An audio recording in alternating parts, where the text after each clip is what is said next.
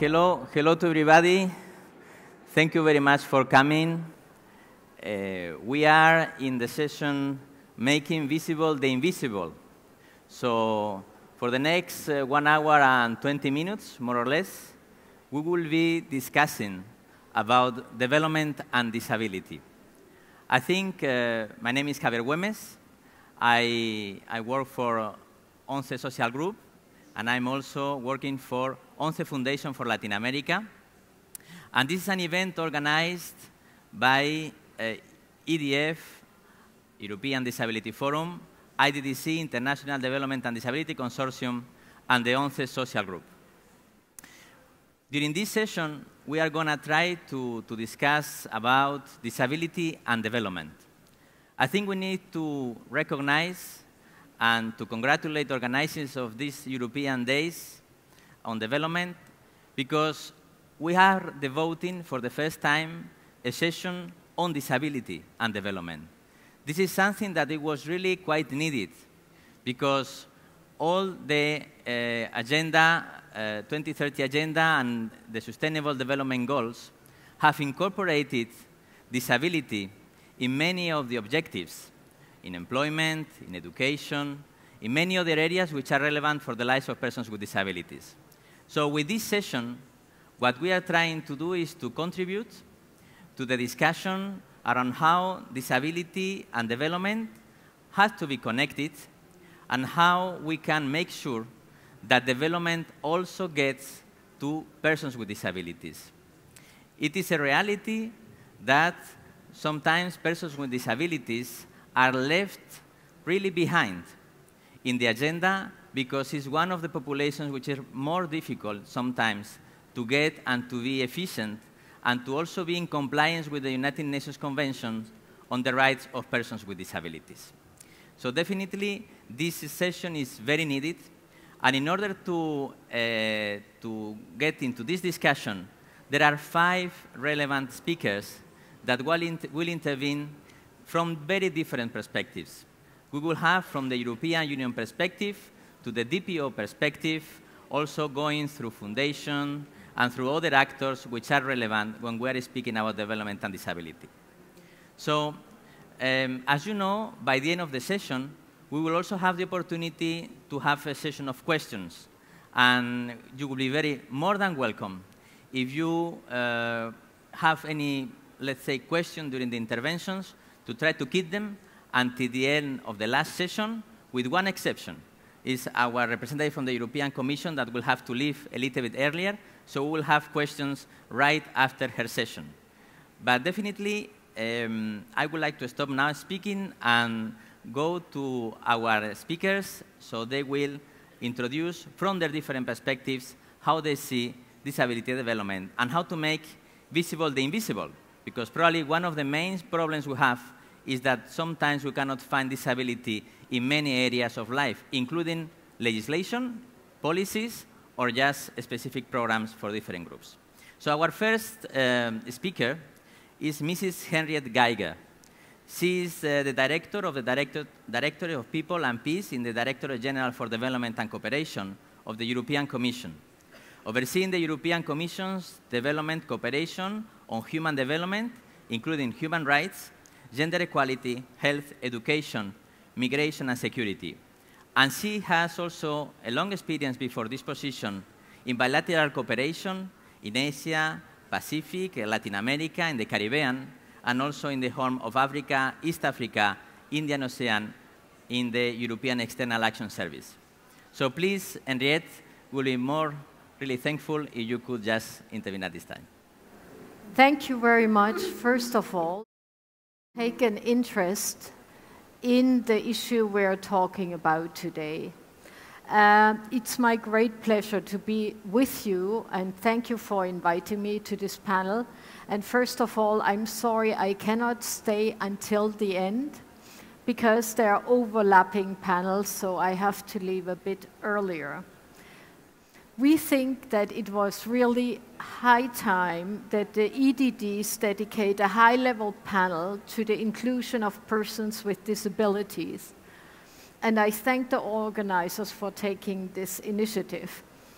You may know that both the European Union and all our member states are parties to the UN Convention on the Rights of Persons with Disabilities. It entails a huge responsibility towards the 1 billion persons with disabilities worldwide, 80% of whom live in developing countries. So we have to ensure that all the legislation, policies, and programs comply with the Convention's provisions on the full range of civil, political, social, and economic rights of persons with disabilities. We also need to inform periodically the UN Committee on the Rights of Persons with Disabilities. This is a body of independent experts about the measures that have been taken to implement the Convention. The European Disability Strategy from 2010 to 2020 is currently under evaluation. It's guiding us in our work, and external action is only one of the 8 priority areas of that strategy. But besides our legal commitment, the European Union and our member states, we share a strong political commitment to make our development cooperation inclusive of and accessible to persons with disabilities, fully in line with the 2030 Agenda for Sustainable Development and its paradigm of leaving no one behind. You know maybe also that we are honoring this commitment to the SDGs by having adopted the European Consensus for Development, which pledges, I quote, to vigorously promote the rights of persons with disabilities and ensure their full participation in society. So this is our commitment.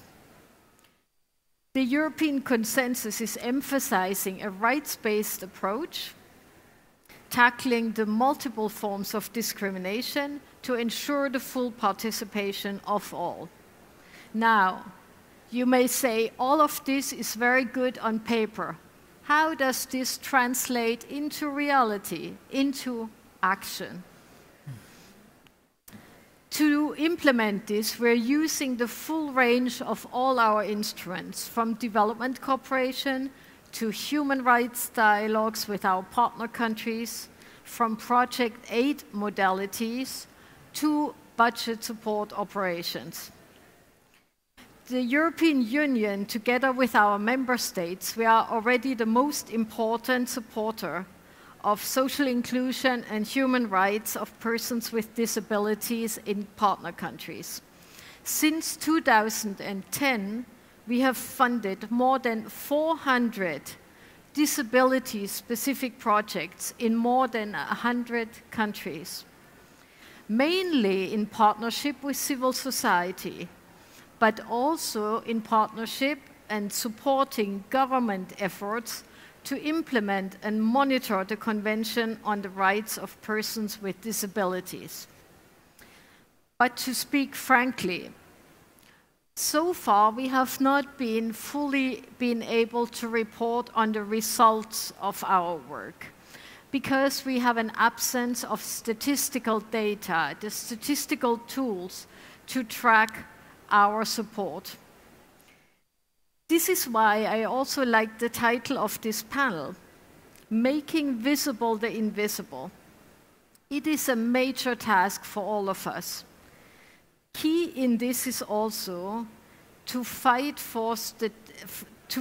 against the statistical invisibility of persons with disabilities, both in development cooperation and in our partner countries. This is why the EU implements, since January of this year, the newly created DAC disability marker. And that has to inform now all our EU development cooperation. This marker will allow us to report on development aid, specifically supportive of persons with disabilities. and on the mainstreaming of the rights of persons with disabilities in all programs and policies. So we have a two-pronged approach. On the one hand, the mainstreaming, and on the other hand, disability-specific projects and programs. And we have to report on both. We have an important project which is called Bridging the Gap, where we support, for example, the disaggregation of data by disability in partner countries, such as Paraguay. And Bridging the Gap is also mainstreaming the rights of persons with disabilities to livelihood and social protection in Ethiopia. We will find out a bit more about this later on. Through Bridging the Gaps, other projects such as the Spotlight Initiative, where the EU is partnering with the UN to end violence against women, including women with disabilities worldwide, we are trying to make really a step change in the inclusion of persons with disability. We have disability-specific projects around the globe, in Africa, in Afghanistan, in Paraguay, in Uruguay, and in another panel this morning, we also heard of important efforts of partner countries to include persons with disability in electoral and political processes. It is very important that disabled persons can vote, that they have access to it, because without vote, they don't have a political voice. So I think this is a key element, and we are putting this in. I see already that my time is up. There's just one more program to mention, which is Eurosocial. That is a major flagship program that we implement in Latin America, which is partnering with partner countries in Latin America, promoting South-South cooperation, including on disability integration. I will stop here. There are so many more things to be said, so many more challenges.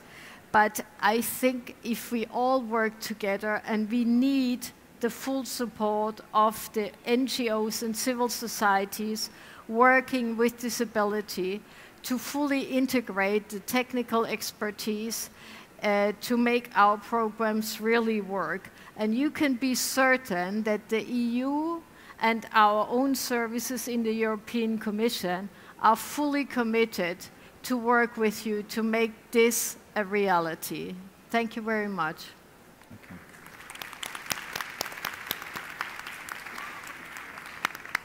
Okay. Thank you, Henriette, for this intervention. Certainly, one of the main issues that we can say in the area of disability and development is that it's unfortunately a very recent policy that has been developed, so many opportunities were lost in the past, but at the same time, it's a policy that is being built and is giving us the opportunity to make sure that really respond to the needs of persons with disabilities in the world. As I said at the beginning, since Henriette has to leave a little bit earlier, and in order not to interrupt the other speakers afterwards, it's an opportunity now if you want to have any question to Henriette and to have also her answers. Is there any question? I know it's very early, and it's, somebody has to break the ice, but then we just let me see if there is any question. While you are thinking if you have any question, let me have a couple of announcements. We have 2 hashtags in which you can also post all your comments if you want to intervene also through that way. One is hashtag EDD19 and hashtag Think Twice. And also, second announcement is that in this panel, there will be 3 languages: English, Bulgarian, and Spanish. So please make sure that you also have your headphones for those interventions. The languages available are, in fact, English, French, and Spanish. I will move to the second speaker today. Is Mr. Yanis Barlakastanis. who is the president of the Pan-Hellenic Association of the Blind in 1989, and afterwards was president of the National Confederation of Disabled People in Greece, who is the president from these organizations already since 1993, and he's also here in his position of president of the European Disability Forum. He's also quite involved in different commissions and committees in several European and international disability NGOs. In fact, Mr. Bardakastanis was very actively involved as EDF representative in the negotiations of the UN Convention on the Rights of Persons with Disabilities. So it is really a privileged voice to also introduce this connection between development and also human rights of persons with disabilities as established in the Convention. So please, Yanis, the floor is yours. Thank you, Javier, for your introduction. Before I present our statement, I would like to congratulate the Commission for a very important statement that was presented to us by the director before me. And that proves why the European Union is a leader around the world in promoting in development cooperation, both inclusion and rights of persons with disabilities. But much more needs to happen, and this is what I will try to say in a while. It is also very nice, very wonderful to be on a panel together with very important representatives of persons with disabilities. As already said, I'm very delighted to be here as president of the European Disability Forum, representing the 80 million Europeans with disabilities and also our members from around Europe. Despite the United Nations Convention on the Rights of Persons with Disabilities, many persons with disabilities are still one of the most discriminated and vulnerable groups in the population. I'm here today to speak about the work EDF is doing in international cooperation. We truly believe that persons with disabilities must be fully included in all work regarding international cooperation, from planning to budgeting, from implementation to monitoring. Nothing about us without us is, of course, our motto. It also has to be fully applied to international cooperation. Persons with disabilities must be engaged in international development, not just as beneficiaries, but also as experts. This is one of the main points, one of the main messages I would like to deliver today. We have to be involved, not because we always know what is the best, but certainly almost always we know what is more appropriate for us. And this is as simple as that. The work of EDF at the international level is well known. We are very much involved in the international disability movement. We are one of the founding members of the International Disability Alliance. As already the moderator said, we were very much involved in the negotiations of the convention in New York from 2003 to 2006, and we have been very active in promoting the implementation of the CRPD. Also, we have been very active in the negotiations for the Sustainable Development Goals. And we did that when we were also leading the International Disability Alliance from 2010 to 2015 during the negotiations for the SDGs. We have said, and we believe, the EU is a key player in development, cooperation, and in the enhancement of human rights overall.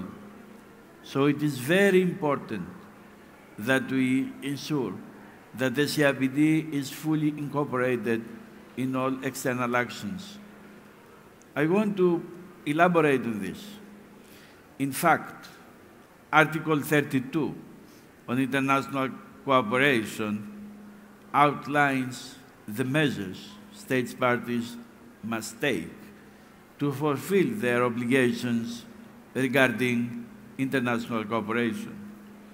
General Comment number 7 on Article 4.3 and 33.3 relating to consultation and involvement of persons with disabilities clarifies this very clearly. And it is important to understand that these articles and this general comment require meaningful involvement of persons with disabilities in all decision-making. As such, EDF just launched our international cooperation strategy called EDF in the World for the period 2019-2022. What we would like to achieve is to influence the European Union in order to become a global leader in disability inclusive development and to show to the world by case what we are doing.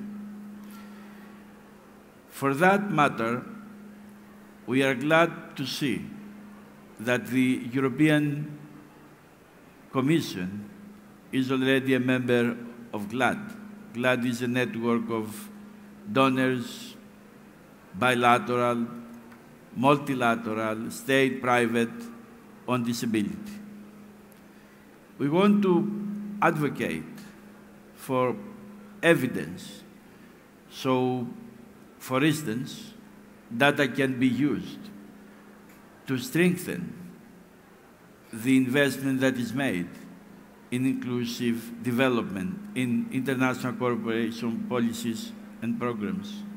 We want to promote the engagement of DPOs in international cooperation.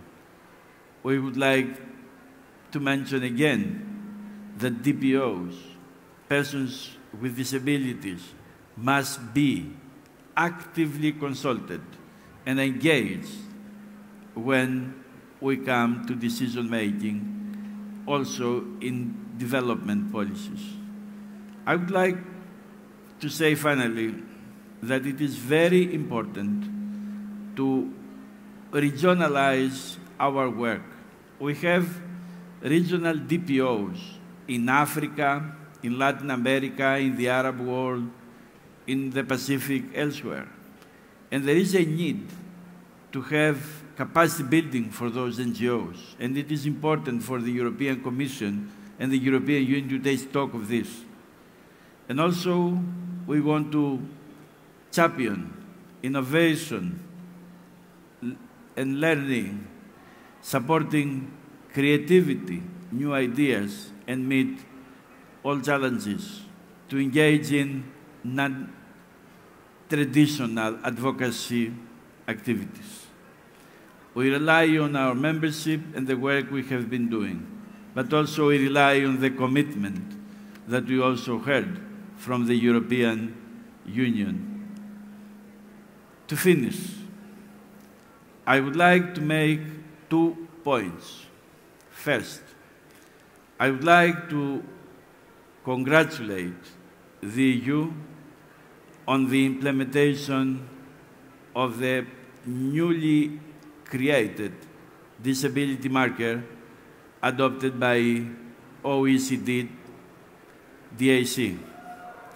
This marker will enable reporting of DEFCO projects to be able to assess the real impact on disability. We will finally be able to get more data. And as the Commission representative mentioned, data is very important. Second, we know very well that, and it has been said by many, that the EU, together with its members, is the leader donor of aid around the world right now. And this is possible, what I will say, 90 billion euros will be allocated to EU for 2021-2027 external action. We would like to ensure the budget that will be really, that this budget will really reach persons with disabilities, and that funding will be allocated to building DPO's own capacity and ownership of those projects. Let's work together. Let's make the new period that starts now. We have already new parliament, we're going to have new commission, we're going to have a new disability strategy to 2020-2030. Let's make this period a period of progress. Progress not only for persons with disabilities in Europe, but also for persons with disabilities around the world, with a propelling force, the European Union and the European Disability Movement. I have already proposed to the Commission to examine the possibility to organize a global summit, a global meeting on disability inclusive development, because the EU is the leader, and that should be also discussed and used to multiply the positive effects around the world. Thank you very much.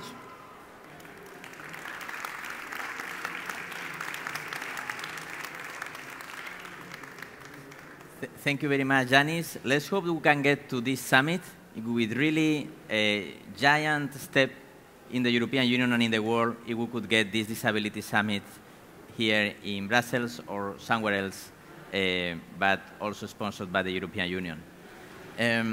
I think it would not be really good if we do not enjoy the opportunity of having Henriette between us and not ask a question to her. And while listening to the president of EDF, I was thinking that it is true that now we are in a transition time for the European Commission, but it is true as well that we are in the period of preparing really important documents, as for example, the new European Disability Strategy and the new programming period of some funds. So I don't know, Henriette, if you could let us know, how are you facing, for example, the area of development in the future European Disability Strategy? How are you maybe starting the process, or if you have some, I don't know, indication or ideas that you consider important for us? No. I think this is really the right time to discuss this now, because we are indeed in a reflection phase, preparing our strategies for the next Commission and including the allocation of funding. It's still early, nothing will be decided until beginning of next year, but thinking has to start now, and that's why we would be very happy to sit with you and look at your new strategy and see how this can then be translated into what we're doing around the world. There will be in the new financial framework and in our new development cooperation instrument more focus on bilateral programs. So for us, it will be very key that our partner countries are requesting to work on disability. So this is very important for us, that we have an ownership with our partner countries We have learned that nothing can be imposed from the outside. We have to work with initiatives that are already coming up. So that has to be built also from the countries bottom up. So the disability NGOs and other advocacy groups have to already engage with their governments as well. We have instruments where we work directly with civil society through call for proposals. And that we do at the central level, and that will remain one of our key instruments to address disability. But to work in bilateral big programs with a partner country, that is a real step change, that is possible. And also what Yanis just said, to work at the regional level, for me, is a major opportunity. But there, again, we have to see what are the most pressing issues in a region, what are possible partner countries that play a role in the region that can help us to champion these issues in the region. So these are just some initial reflections. I think it's very good that we sit together now. Hopefully there are more ideas coming from the audience. And then we can, after this EDDs, after this panel, sit and see what are the most important issues so we can incorporate it. I already talked with Yanis before this panel about the opportunity to have this global summit. We will, together with you, develop a narrative why this is important, and we can propose that to our new commissioner, to our political leaders, and see what the response is. So I can only say that we are all ready to engage. Thank you. Thank you, Henriette, and definitely it's really a very good news to see that this positive initial position from the Commission, and definitely it's very interesting how to explore the bilateral programs that always is a challenge when you are facing regional programs. Definitely by reinforcing bilateral can be also an opportunity in many ways. So now we will move to our next speaker, who is Alberto Duran. You know that the last of the SDGs really promotes the creation of partnerships, global partnerships for development. When we practice one of the instruments for partnerships, the public and private partnerships, it is really a challenge. It is very easy to say, but it's very difficult sometimes to implement. So definitely, Alberto Duran, who is the Vice President of Institutional Coordination, Solidarity and External Relations of ONCE, the General Council, and who is also President of the ONCE Foundation for Latin America, is really in a best position to explain about some examples and the way in which ONCE also put in practice these private public partnerships for development. And definitely we will be very keen in listening to him, and his intervention will be in Spanish, so you won't use your headphones if you need it. Muchas gracias, Javier. Thank you very much indeed, Javier. I'd like to start by expressing my thanks to the European Commission for having enabled us to have this round table devoted to cooperation and disability within the ambit of the EDDs. We're having a bit of an ongoing competition here with the music off stage, but thank you very much indeed for having chosen us over and above the music.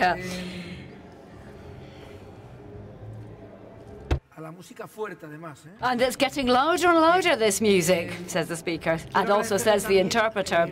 I'd also like to thank our colleagues here, the BBC, EDF, UMOS, and others who have enabled us to be here today. Thank you very much for your work and your input. If it were not for you, then this session would not have been possible.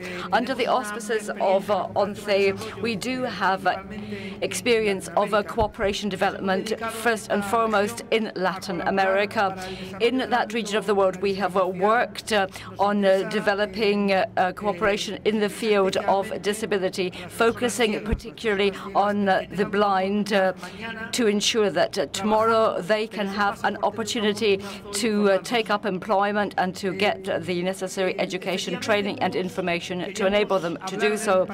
Now, of course, we would like to speak about public-private partnership, the experience which we have had of working together, and in concrete terms, we'd like to focus on our development cooperation programs, which do occupy a very particular place in the work which we do between the authorities and private organizations, as well as business, because we have a number of examples where we have worked together with businesses. Now, if we want to work together with the partners in the third sector, we visit all of the public and private partners, as well as the third sector.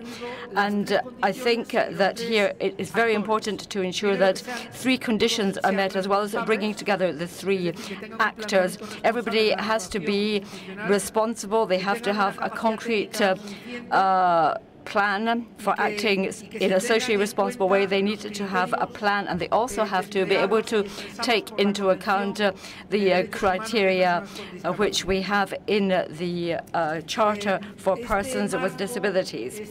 So that then is the general framework for our public-private cooperation with the third sector, with civil society, is part and parcel of sustainable development goals, particularly under 1717, which speaks about developing and encouraging, fostering alliances which are effective in working together with public, private and civil sector partners. As I've said, I'd like to mention a number of examples. The first example is that of our foundation. The moderator mentioned this. This is the FOIL Foundation, and one of our main objectives is to promote the education for blind people in Latin America, in South America, and in particular, we focus on all areas of life, particularly training and employment. In order to do this, we have developed a number of programs under the auspices of our development cooperation with Latin America.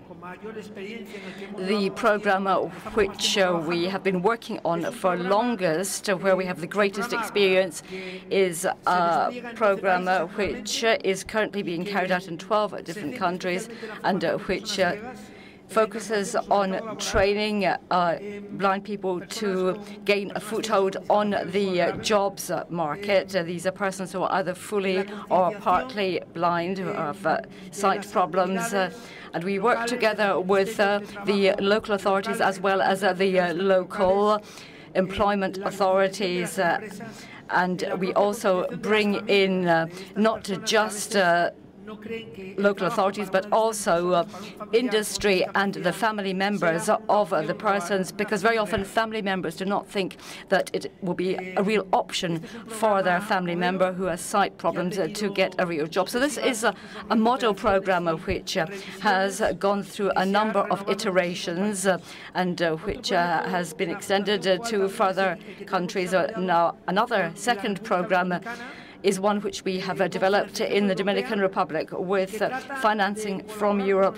What we wish to do here is to once again work together with local actors as well as international players in the world of disability to ensure that in the Dominican Republic we can focus on strengthening integration and ensuring that persons with disabilities will be able to play a role in influencing public policy. That's the second example. Then the third example from FOIL is an agreement, an alliance with the UAE and the Spanish Education Ministry, as well as the authorities in the countries where we have our cooperation programs in Latin America, to try to develop inclusive education programs to ensure that professionals, that teachers are able to work together with persons with disabilities and ensure that they have sufficient by way of educational resources to take account of the specificities of these children and young people. And this also includes didactic material. Then another example is the Eurosocial Plus program, which we run in our foundation. What we do here is another model of public-private development, and we, as ONCE, were chosen as one of the main protagonists in this program, and we work together giving advice as regards public policy in various different Latin American countries. So this is a North-South cooperation model, which is part and parcel of the Eurosocial Plus program. And then last but not least, we have the Latin American program for cooperation for persons with disabilities. This is a South-South and triangular program, bringing together countries from Latin America, Spain, Portugal, Andorra, and the European Union. And this Latin American program tries to ensure that we can ensure that we meet the requirements of the standards for persons with disabilities in these Latin American countries. We try to ensure that we can introduce policies which will ensure that their rights are implemented, taking into account the UN Convention on the Rights of Persons with Disabilities as well as the Sustainable Development Goals. This global approach covers all of the processes of integration or inclusion, and we also use statistics to look at the whole issue of employment, health, justice, and disability. So it is an overarching approach. What I'd like to do is to stress the fact that in order to try to meet these sustainable development goals, we need to do more than we have in traditional development cooperation programs.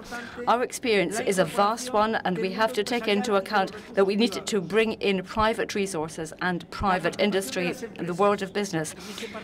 And that is why in this partnership we do need to bring in the world of work, the world of business. And ONCE, I think, has done this at international level. We have recently opened up a number of centers in Colombia where we have 200 persons working, and 26% of them are persons with disabilities who previously had no opportunity to take up employment. They are victims of the conflict in Colombia, and we are particularly happy that these are people who now feel that they have a useful role to play and that they can make a contribution to the social environment, and that they in turn are recognized as people who are making a valuable contribution. The very last point which I would like to stress is that as members of the IDDC, I think that we have to ensure that we should not ever leave anyone behind in the development process. As we see in Agenda 2030, we have to see this as the red thread running through our development work. We should bear in mind that we can never meet our objectives unless we bear this in mind, nor will it be possible for us to do this unless we make the invisible visible. That is another very important principle.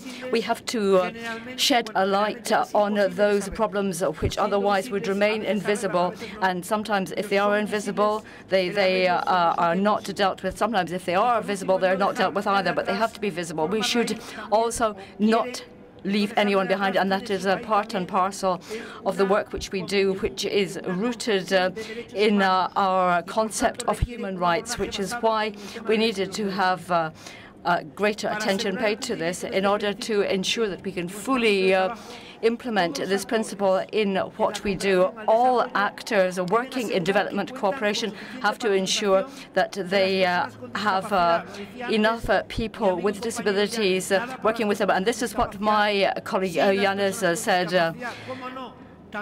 Why should we not have people with disabilities working in the field of cooperation? Then there is another key aspect, namely that what is done by development cooperation programs should be accessible to all, and that is the only way in which they can reach persons with disabilities. We needed to ensure that we do not run the risk of having huge programs, because there's always a danger that we overlook certain members of society, because if we try to include everyone, this could perhaps lead to further complicating of our structures, and that is why sometimes these programs do not reflect the problems of persons with disabilities, and that is why when it comes to dealing with those working in international development cooperation, we have to stress to them that disability is of relevance, and that people with disabilities should not be invisible, should not be left behind, they should not be unequals. They also have a contribution to make to development cooperation. So we here in Europe have to set a better example, and that is why I would very much like to thank the Commission for focusing on this. And this therefore means that we are going to be able to place this in the hands of the world of disability to ensure that we can ensure that we do also bring in persons with disability in all of our future programs. Muchas gracias, Alberto. Thank you very much for this intervention. Definitely, it's very interesting to see how public and private partnerships are used in different levels, from empowerment, training, public policies, companies. So in many, many ways that it is very useful to make sure that we manage more inclusion for persons with disabilities. Well, now we will move to our next speaker, who is, I hope I will pronounce correct, Margaret Araj-Orej. More or less, I guess. Sorry for the pronunciation, but she's ambassador for the international campaign to ban landmines. Margaret also, in fact, continues to highlight the voice of landmine survivors, and as well as advocates for their needs and rights with the international community. She's the director of the Uganda Landmine Survivors Association, a commissioner to the Interfaith Action for Peace in Africa coalition, and board member of Uganda's National Council for Disability. In 2014, we need to highlight that Margaret was selected as a woman peacemaker by the prestigious John B. Kroc Institute for Peace and Justice at University of San Diego. And also in 2018, she was awarded EU Human Rights Defender Award. So Margaret, the floor is yours, please. I'd like to take this opportunity to congratulate the European Union for this day and to give a big thank you for all their efforts in bringing together this diverse gathering, and also a big thank you to Handicap or Humanity and Inclusion for making it possible for me to be here. It's an internationally accepted norm and a well-known fact that human rights are rights that are inherent to all human beings, yet not all people are able to enjoy these fundamental human rights. The situation is aggravated for persons with disability, even when a lot of efforts are made by respective governments to address disability issues through various means.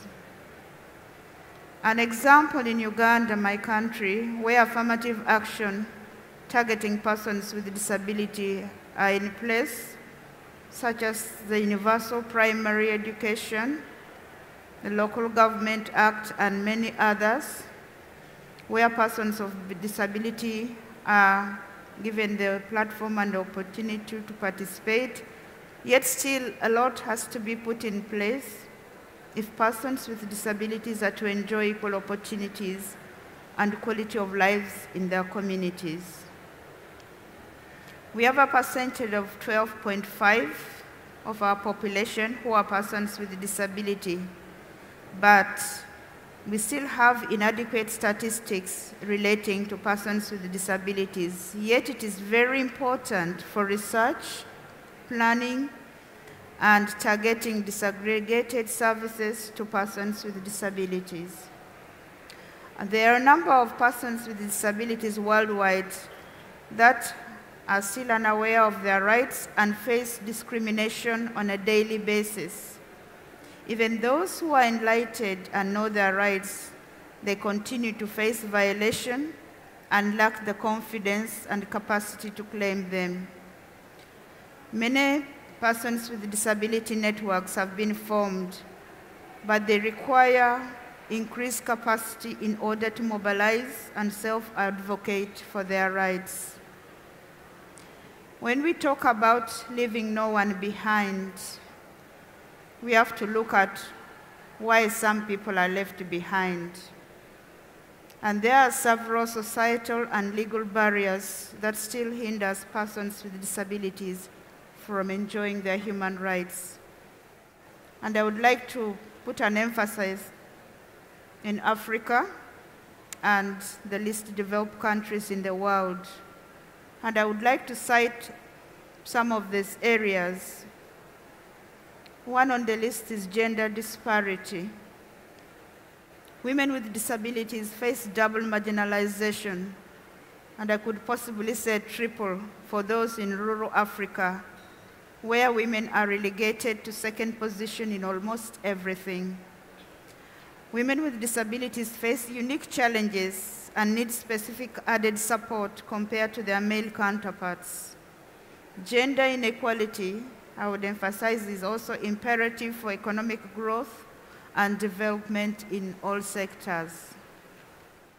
Another area where others can be left behind is in the area of communication. Lack of accessible communication, for example, sign languages, for those with speech impairment, and Braille for those with visual impairment, still limits their full participation in democracy, decision-making, and also limits their access to vital related services such as health, justice, education, information, and many others. As a woman, I want to make an emphasis on health. Within our local setting, we still face a lot of negative attitudes towards persons with disabilities in health units, and this still persists. And the most common barriers in this regard include inaccessible medical facilities, especially for reproductive health for women with disabilities, in the maternity wards where the beds are not fitted to cater for their level of disabilities. Also, we have problems with medical workers who lack or even have limited knowledge and skills on how to handle persons with disability.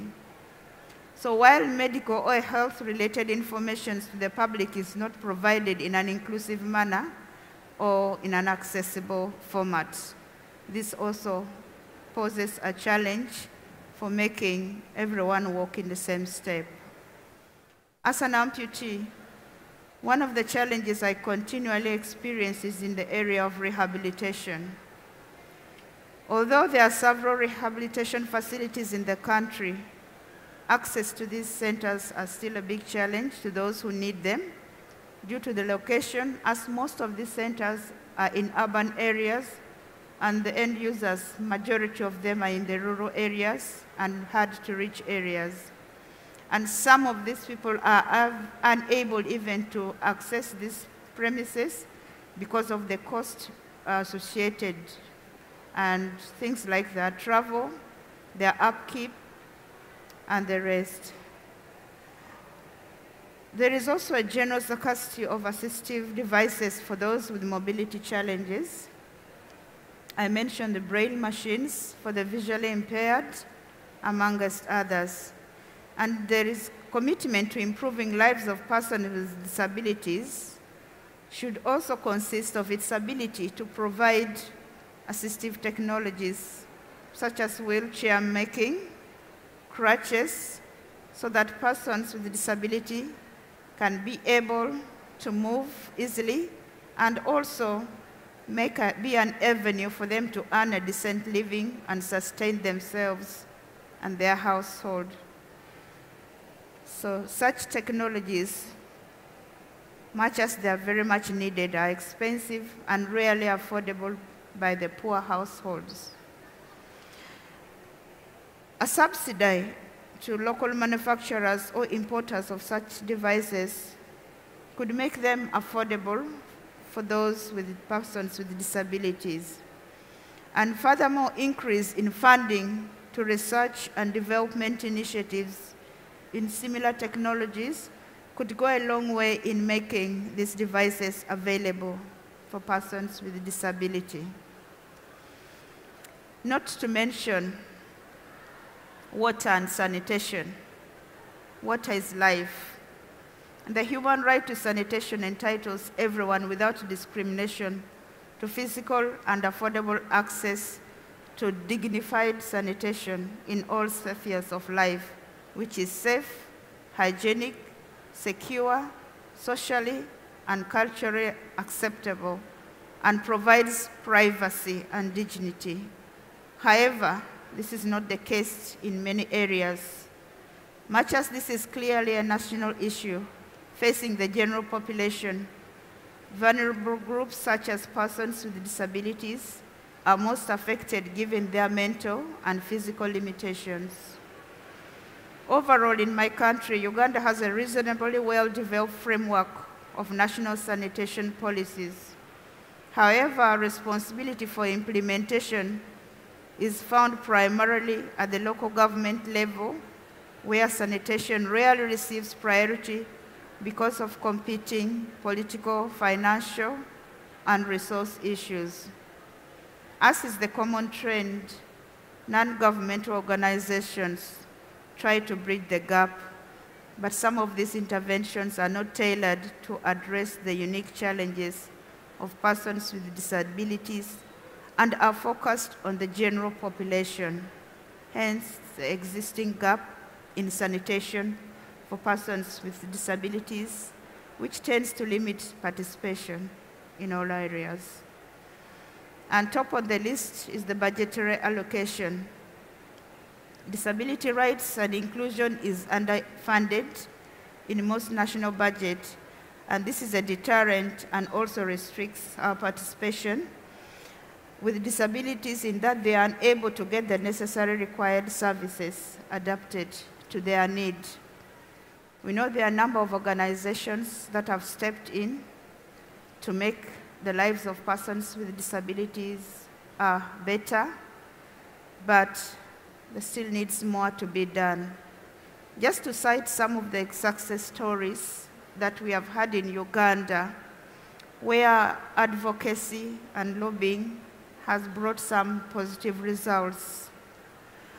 Following the launch of the Accessible Standard in 2010 by the UN Commissioner on Human Rights, disabled persons organizations in Uganda came together and conducted vigorous campaigns, which resulted in Parliament enacting the Building Control Act that requires all buildings to adhere to the accessibility standard, and also for government to set up committees, both at the committees for building, both at the urban, municipality, and rural areas, and to include persons with disabilities in those committees.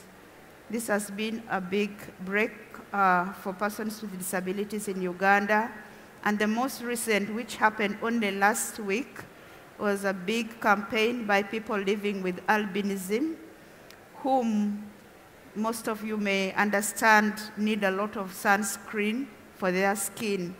And this sunscreen, they lobbied for it to be included into the medical stores.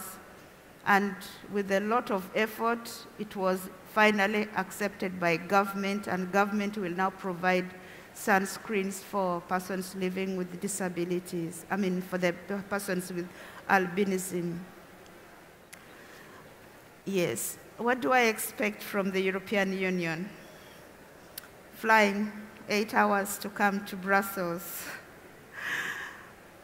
My expectations from the European partners and aid donors is to intensify efforts towards improving quality of lives of all persons with disabilities through substantial funding,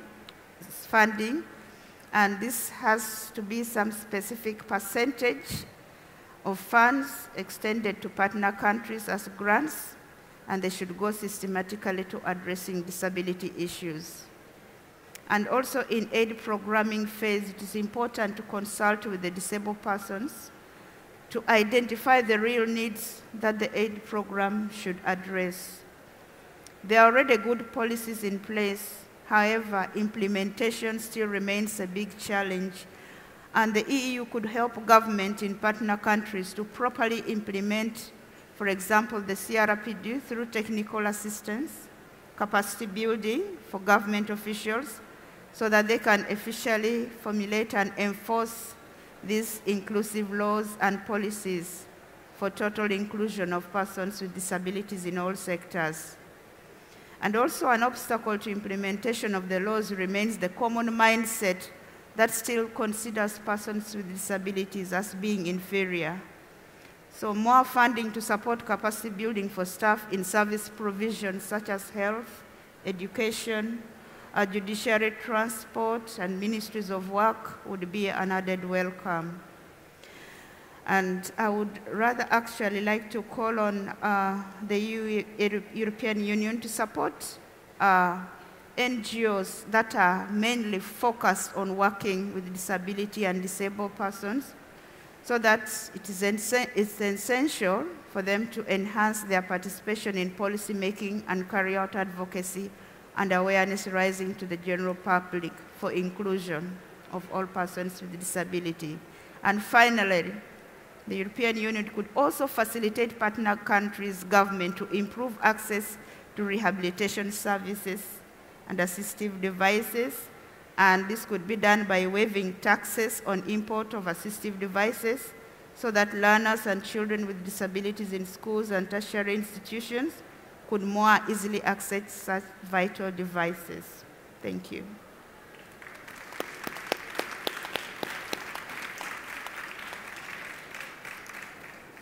Thank you, Margaret. So we take good note of these recommendations. Well, we have two speakers to get to the end, and we hope maybe we'll check if we can maybe have some 5-10 extra minutes in the session for some questions.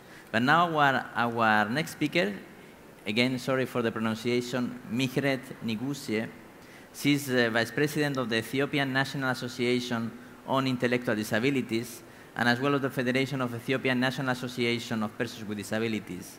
They are member of the African Disability Forum. She is one of the first fellows of Bridge CRPD SDG training, training on the how to connect convention and sustainable development goals. And she has more than 12 years of experience as program manager, project officer, and trainer in many different issues regarding also disabilities. So Migret, please, the floor is yours. Let's try to stick to our 9 minutes, please. Okay. So we can get to have at least some questions from the floor. Okay. Thank you, Migret. Very much. I really want to thank you all, the organizers, for giving me this chance to be part of this important meeting where the issue of disability, making the issue of disability visible. A special thanks to Cecily, Carmen, Jos, Alicia, and all the team make me to be here, to be part of this meeting. Ethiopia is a country located in the Horn of Africa with more than 110 million population estimates for Ethiopia this year, United Nations estimates.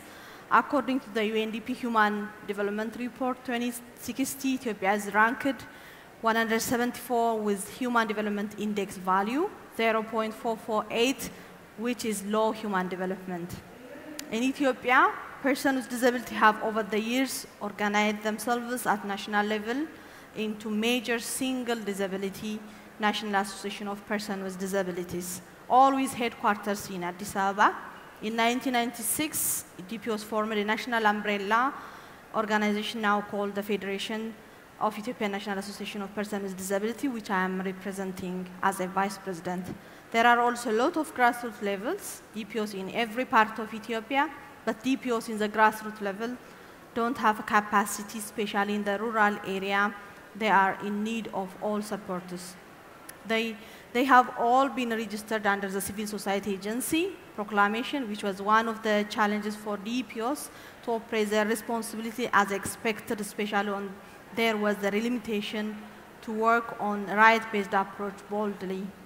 And thus focus on service implementation or service provision and development, and it has a bit limitation since DPOs seen by the government on spatial side by giving informal privilege to work on the right basis.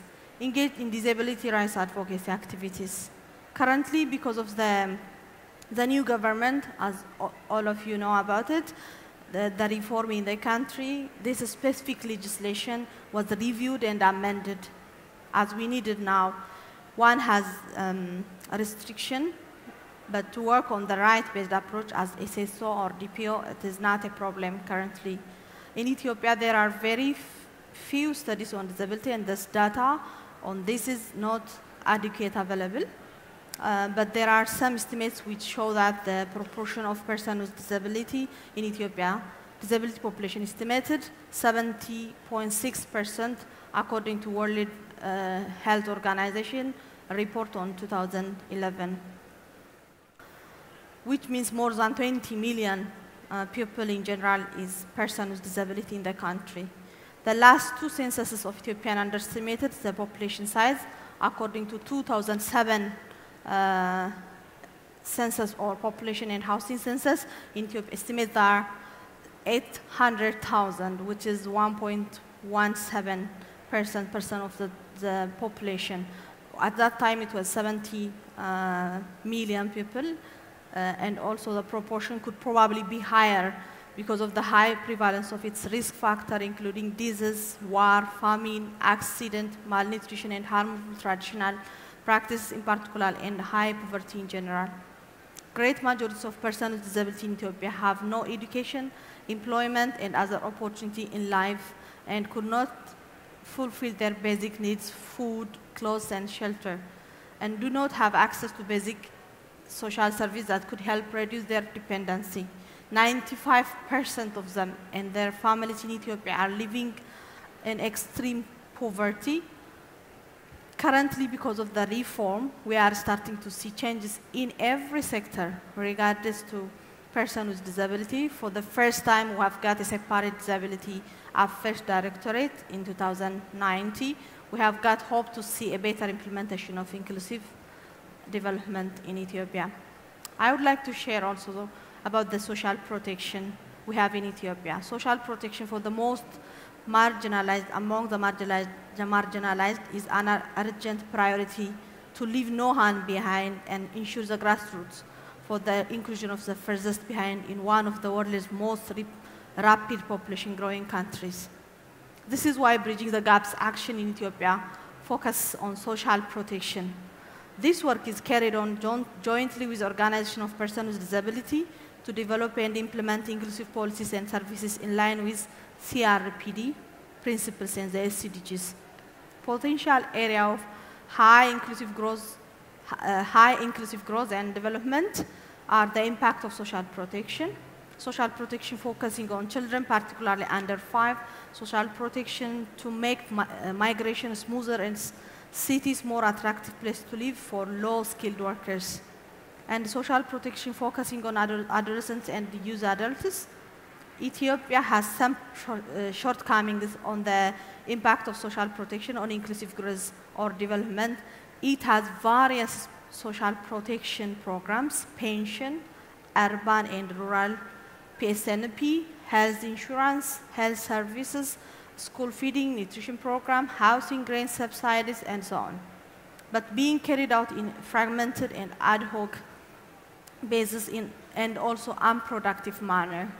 The role of social protection on inclusive growth development is social protection facilitates the inclusive growth and development, but with appropriate mix. Appropriate mix. BTG helps development partners and government as well to give attention for the inclusion of persons with disability within social protection policies and implementation. When we say about the productive safety net programs in Ethiopia, it is very important to not leave persons with disability behind when planning and developing national policies. So from the organization of persons with disabilities, appropriate the Bridging the Gap strategy to work through existing programs to make them disability inclusive, while at the same time increase their potential of sustainability and multiply their effects. This is the case of PSNP, the Productive Safety Net Program, existed since 2005 and has made significant contribution to improve food security in Ethiopia. The Ethiopian government put in place a safety net to address chronic needs. I think you are looking to me. I will go to the last. Okay. When we evaluate the inclusion of persons with disability in these programs, it is not in appropriate manner. When we try to see the ratio on the benefit of persons with disability on the above programs, it pushes us to say that there is no equality and inclusiveness in this regard. I would like to explain about the impact of BTG2 in Ethiopia. The program contributes to the social economic inclusion of and equality, non-discrimination of persons with disability in low and middle income countries through more inclusive and accountable institutions and policies. It increased technical capacity of development partners to include persons with disability in mainstream development, cooperation towards the SDG in a way that in consistency of CRPD. Enhanced capacity of the government to develop, implement, and report on disability, inclusive sector policies and services while ensuring the participation of DPOs, especially in the grassroots level, in the process in line with CRPD principles. It also enhances the capacity of DPOs in grassroots level. As I told you earlier, they don't have any capacity on the rural area. So it influences policy development process to exercise their right to be a good right holder and how to deal with, negotiate, lobby the government on the rights of persons with disability. I highly encourage BTG program to continue its effort working in Ethiopia to make the country a better place for persons with disability. Of course, it is in the progress because of this program, and still the support needed different part of the community and the country in general. We need to bridge the gap with the BTG project until we see a better Ethiopia. Thank you very much.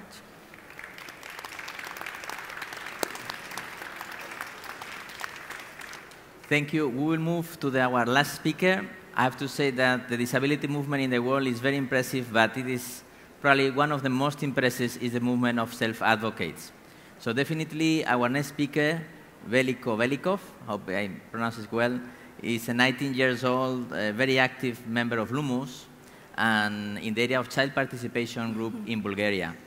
He has an intellectual disability and he has attended mainstream school, and now he's studying social management at the Technical University. He's, as I said, a very active self-advocate, and he's going to address to us in Bulgarian, supported by our colleague who will also support in the interpretation. Здравейте! Точно преди една година имах възможността да отправя няколко препоръки на европолитиците тук в Брюксел. Тогава се запознах с комисара Мимиса. От него запомних думите му. Ние, европолитиците, споделяме вашите идеи, но не куца скоростта. Супер. Hello. Exactly 1 year ago, I had the opportunity to give my recommendations to the European politicians here in Brussels. It is then that I met Commissioner Mimica. His words from that moment stuck with me. We, politicians, share your ideas, but our speed is slower than yours. Днес съм тук, за да предложа 3 посоки, 3 лъча, които ще помогнат на най-уязвимите деца и млади хора с увреждания в институция. I'm here today to offer 3 ways, 3 beams of light which will assist the most vulnerable children and young people with disabilities in institutions. Да не бъдат зад борда. To not be left behind. Първият лъч води към подкрепата на семейство. когато то не знае как да се справи с детето си, който е с увреждане. Това важи за всяко едно семейство, на всеки континент, не само за Европа. The first beam of light leads to supporting families that are not able to take care of their child with disability. That is important for each family worldwide, not only in Europe. Еврофондовете до цент трябва да се използват, за да може всяко едно дете да расте вкъщи с родителите си. Все още има много домове по света, а това означава много деца извън борда. Every cent from the EU funds should be aimed at the opportunity for every child to grow up with his parents at home. There still are many institutions around the world, which means there still are many children left behind. Техните права не се зачитат. Their rights are neglected. Втория лъч ще го нарека не всичко е пари. Аз идвам от срещи на много млади хора с увреждания и някои с опит от живота в домовете. Нашата младежка група направи национална кампания "Поход на местите", за да се чуят гласовете на младите хора и децата в цялата страна. The second beam I will call "Not everything comes down to money." I have been a part of many meetings with young people with disabilities, some of who had an institutional background. Our youth group ran a national campaign called Tour of Dreams so that children and young people are able to speak up. Нека ви прочита какво написа едно момиче по време на тези срещи. Let me read to you what a girl wrote during one of our meetings. Аз мисля, че парите не са най-важното. Не са нужни много пари за щастливо детство. Важно е вниманието и човекът, който е до теб, за да те подкрепя. И това е нужно за всяко едно човешко същество. I think money is not that important. You don't need a lot of money to have a happy childhood. What counts is the care you receive and the support of the person next to you. And that is essential for every human being. Затова искаме да говорим и го правим за ролята на всеки в общността, да няма деца извън борда. This is the reason why we speak up about the role of everyone in the community, so that children do not enter institutions. Нужна е промяна в главите на хората, към хората с увреждания. А това става, когато сме повече заедно и се опознаваме. It is necessary to change people's attitudes towards people with disabilities, which can be achieved by spending more time together and getting to know each other. А както майка ми казва, когато децата с увреждания получат подкрепа, те получават крила и правят чудеса. As my mom says, when children with disability feel supported, the sky is the limit. Третия лъч води към най-краткия път, за да не стане нито един млад човек с увреждане извън борда. The third beam of light is the shortcut to nobody with disability being left behind. Включете ни, питайте ни, кой друг може да знае по-добре от нас какво е важно, какво искаме? Include us, ask us, who can know better than us what is important and what we want. Няма друг начин да сте сигурни, че така ни помагат истински. Само така ще знаете, че сте на прав път, когато помагате на най-нещастните, децата с увреждане в институции, в домовете. There is no other way to be sure that you're actually helping us. This is the only way to know that you're on the right track to helping the most vulnerable children with disabilities in institutions. Аз съм тук от името на Международната младежка мрежа на ВУМОС. Имам една молба към вас от името на Михаела. Също съм застъпник от ВУМОС. Тя ме помоли да ви раздам картички с нейни послания и въпроси. Ако може някой съвсем накратко да напише, аз обещавам да върна вашите отговори и да разкажа на другите за тази среща. I'm here on behalf of Lumos International Youth Network. Michaela, who is also a Lumos self-advocate, asked me to forward her request to you. She asked me to hand out her messages and questions in the form of postcards. If some of you could give her a quick feedback, I promise to bring back your answers and tell her and others about this meeting. Благодаря, че чухте моите думи. Thanks for hearing me out.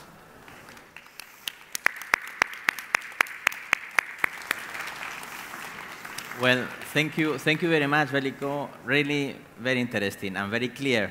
The three ways, I think ways are really this is probably today a big way that we can also start by discussing at European level about disability and development. I have to apologize because I have promised something that I cannot fulfill, which is give the opportunity for questions, because I was receiving the indication that we really have to finish now. If I am correct, I think we have to finish, yeah. We have to finish, so let's hope that this is the first step of a longer path of recognition and debate around disability and development. And again, congratulations to the organizers, to those who have really managed to have to this session. Really, thank you very much to all of you for approaching today the issues regarding disability, and please continue approaching it, because it's worth to make sure that persons with disabilities are not left behind in this period of the Sustainable Development Goals and before 2030. Thank you very much, and good continuation with the days.